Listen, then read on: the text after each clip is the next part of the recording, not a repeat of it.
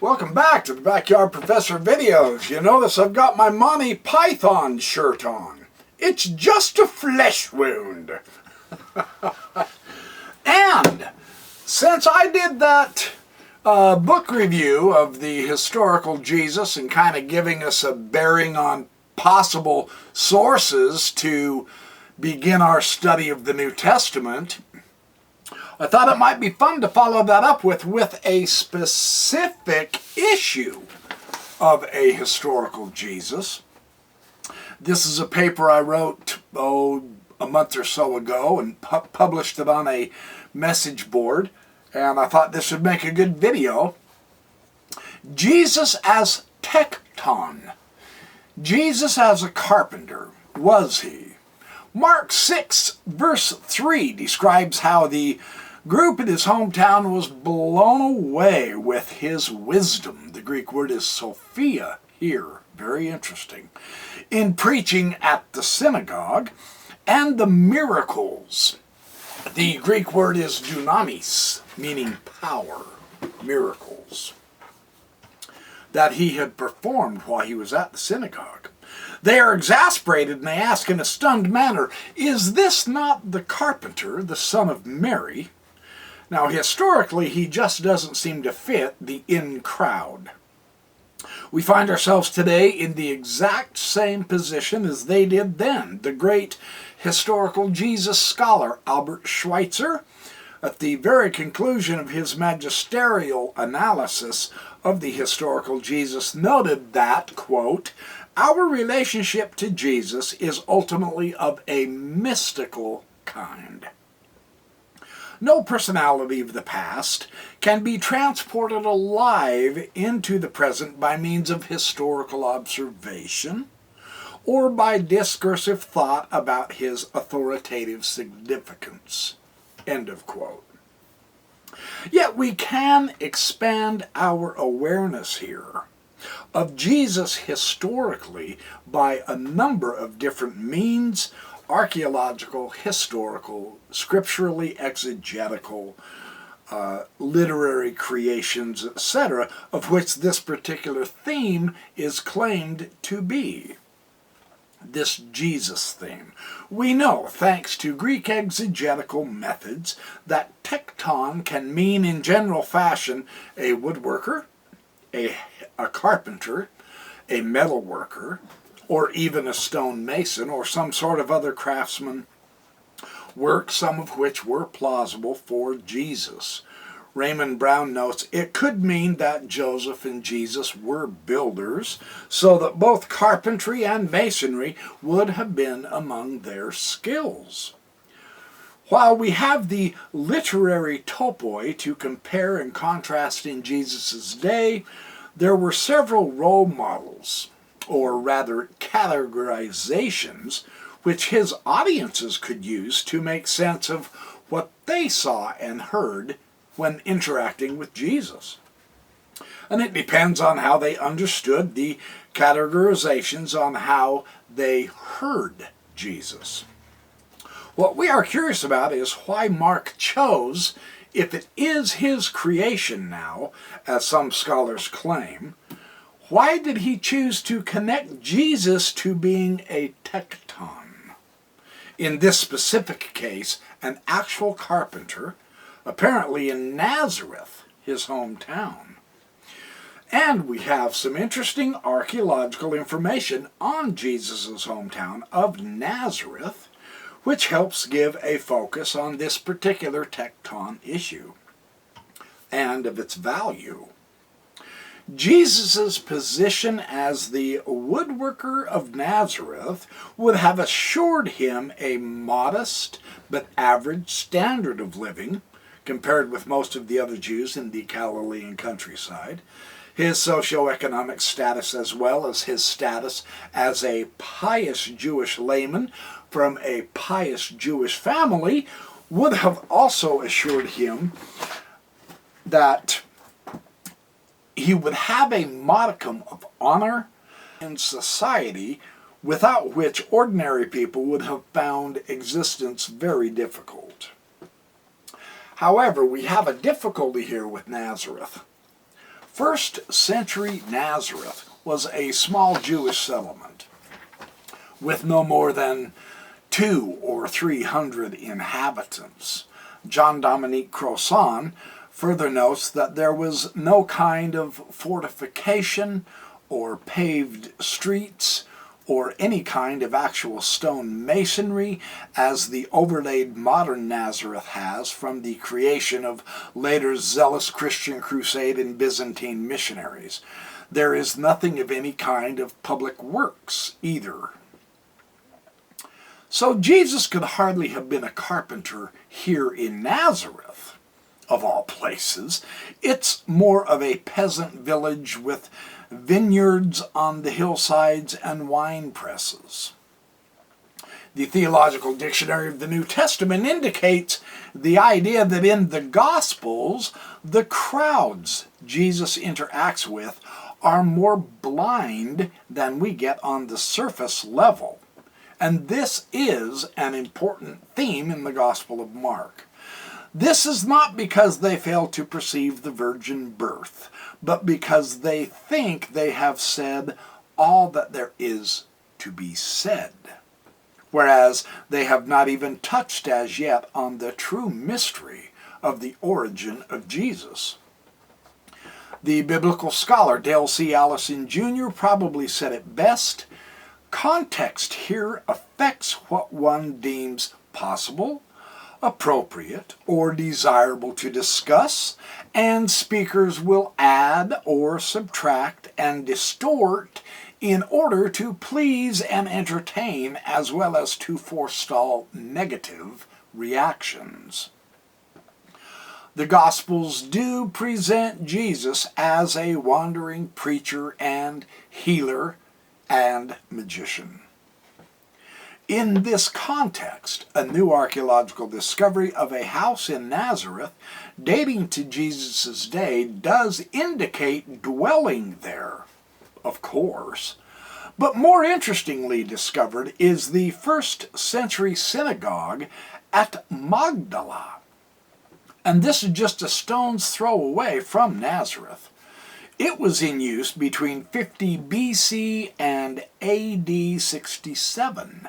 Matthew 15:39 states, "After sending away the crowds, he got into the boat and went to the region of Magadan." Aurea Magadan. Other ancient authorities read Magdala or Magdalon. Now, this is located just 6 miles south of Capernaum, Jesus' base of operation during his ministry, according to Matthew 4:13. So Magdala was a thriving economic center in the first century. Magdala was also the center of an international fish export business.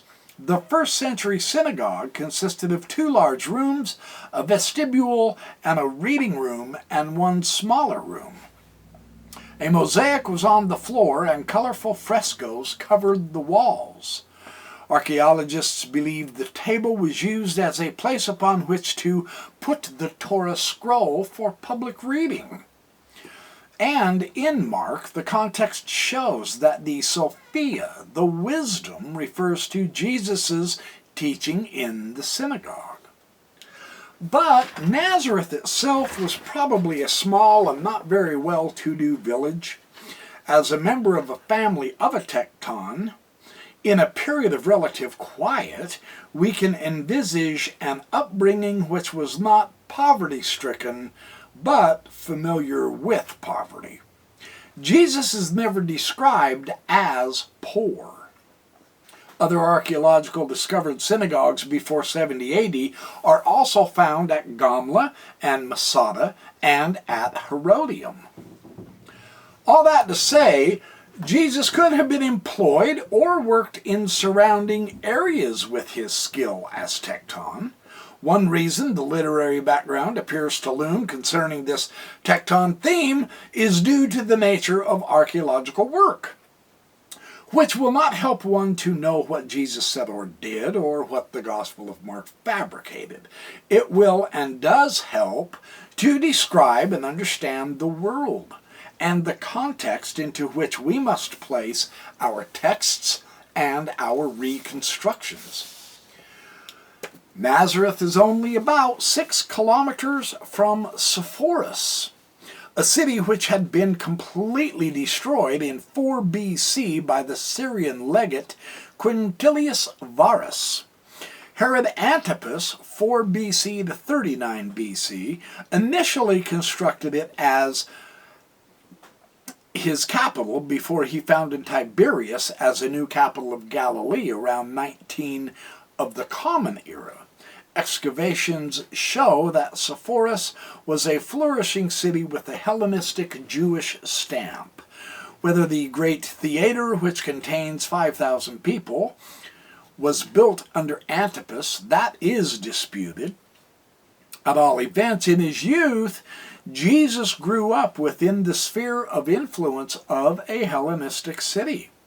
As he was a tecton, a craftsman like his father, he possibly took part in the construction of Sepphoris. More interestingly, most of his, that is Jesus' followers, will have been active in agriculture. Fishermen and craftsmen are the exceptions, so that is the reason why we hear of them. Like his father, Jesus was a tecton. Well, according to Justin in his dialogue with Trypho, that is someone who makes plows and yokes. Other evidence suggests work with wood or stone. A craftsman that will especially come to mind in the case of Palestine, because Palestine is short on wood. Well, Mark may well have presented Jesus as a tecton for a further illustration of his own understanding of Jesus for his readers.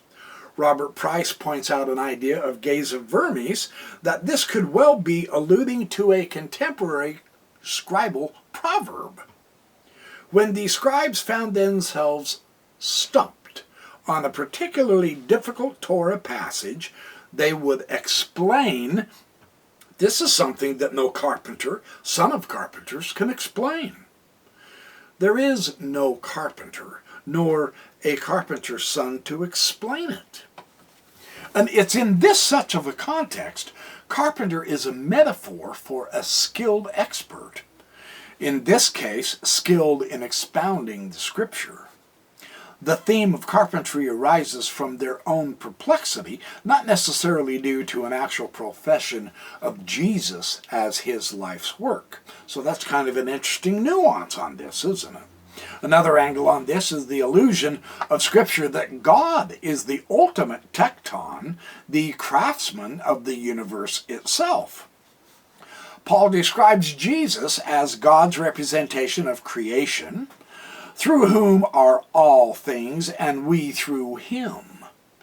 Even further, in 2 Corinthians 5:1, it describes our bodies themselves as a house from the master builder, God.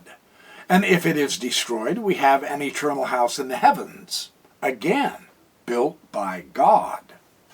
This oikion, this house, is the earthly tabernacle of our bodies, which God fashioned, that is, he built as the tecton par excellence. The Greek word skenous here for body means tent, and is the same concept of the logos tenting among us in John 1:14. Kai eskenusen ein himin.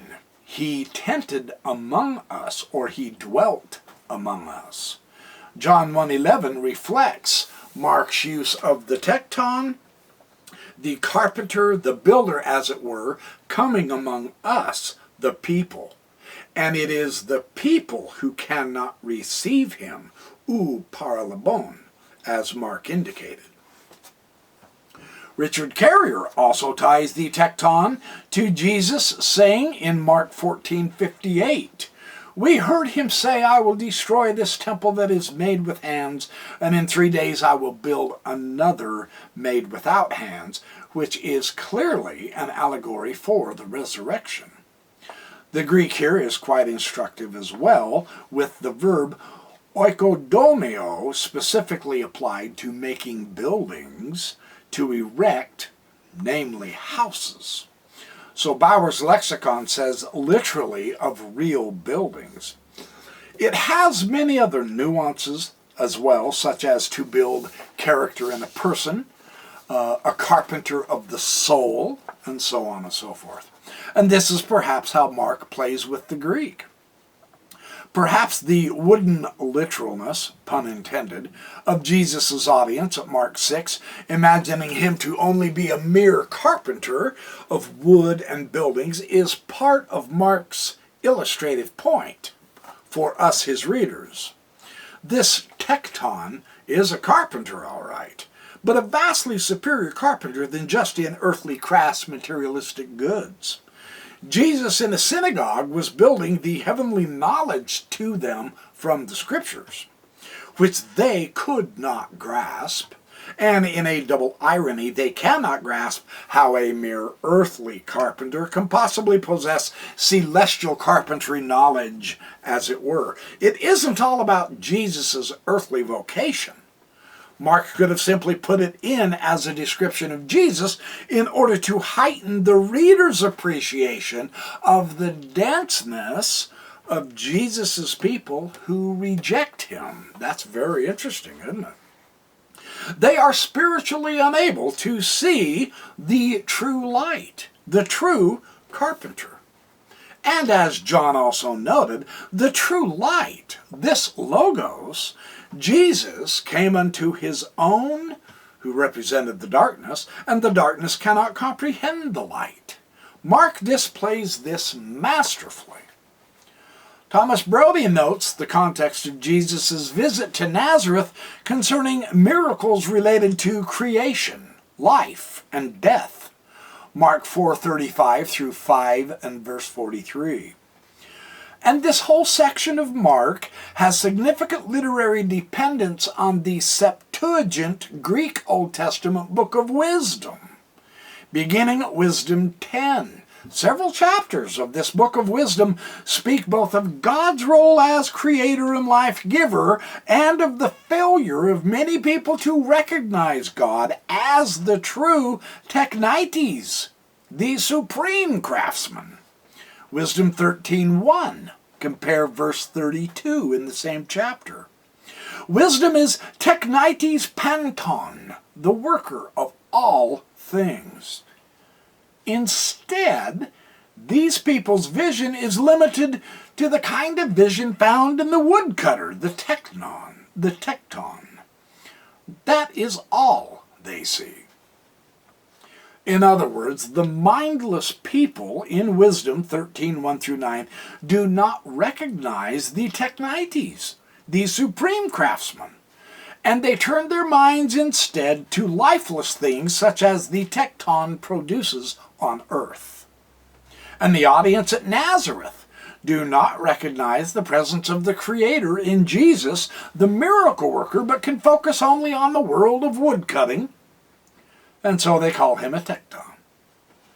Bors notes that Luke showed the Christological claim of Christ coming through his quoting Isaiah, something the people who knew him just didn't grasp. So their reaction amounted to a failure to recognize Christologically who Jesus actually was. Dunn shows parallels with 1 Enoch, with Proverbs, and the wisdom literature describing wisdom's relation to God in both establishing earth and heaven and creating man in God's image. The Gospels include Jesus as the Logos into this, and it is what the people missed because of their spiritual blindness. Dennis R. MacDonald shows another distinct possibility here. Mark saw in Homer's Odysseus a prototype of a wise craftsman to categorize Jesus. Odysseus, too, was a tecton. Odysseus' handiwork reinforced his intelligence, his resourcefulness, and his wit. Carpentry was a metaphor for wisdom. The opposite is the case for Mark, And the earliest evangelist may be emulating Homer's hero, making Jesus even wiser and more powerful than Odysseus. Jesus' neighbors recognizing him as a carpenter, but his wisdom and ability to perform miracles far exceeded what they expected even from a skilled craftsman.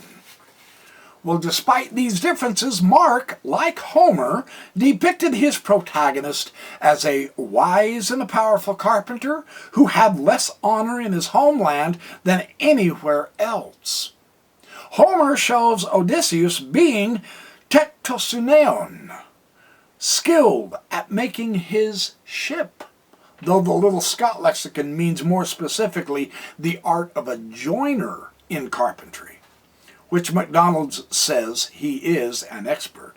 So Dio Chrysostom, he also used Odysseus' carpentry skills to argue that the sage must not be adroit at oratory alone, but also be skilled in matters practical. Odysseus demonstrated competence, not merely as being a capable speaker alone, but also as a carpenter, a builder, and a shipwright. That's in his Oratio. Michael Grant indicates that there is a Hebrew or an Aramaic word for carpenter that metaphorically has the meaning of a wise man or a scholar. While he doesn't identify the word itself, I am sure that this is the word hakam. Gesenius indicates the capacity of knowing enough to judge, hence skillful in any art. And he uses Jeremiah 10:9 to illustrate it, b'ma'aseh chachamim, the work of skilled men. The connection is his number 2 definition, where he says it also means wise or intelligent. The phronimos, endowed with reason and using it. The range of virtues and mental endowments which were in Hebrew included by this word may well be gathered out of the history and manner of those whose wisdom became proverbial, namely Solomon, Daniel, the Egyptians, etc. At Deuteronomy 1:13, we are told this means one of insight and experience. Wilson says the Aramaic word nagar could either mean a craftsman or a scholar, a learned man, and he is skeptical that Jesus was a carpenter. It's these little items in Scripture that hints to us to look again and perhaps find more than on the surface meets our eye. I think Jesus as Tekton fits the bill well for this. So that gives us an idea on some of the specific ways we can approach and study Jesus through the understandings of his audience, through the understanding of his biographer, through the discussions back and forth of the ideas as they clash with Jesus and his audience, or as they mesh with Jesus and his audience. And this is one of the things that makes the study of the historical Jesus and the spiritual Christ so utterly fascinating with the New Testament. So thanks for watching my Backyard Professor videos. Be good, do well, have fun, be kind, read a lot, because there's a lot more of this kind of stuff coming down the pipeline. And I'm the idiot that's going to show it to you. In the meantime, you have a great day, and I will see you in the next Backyard Professor videos.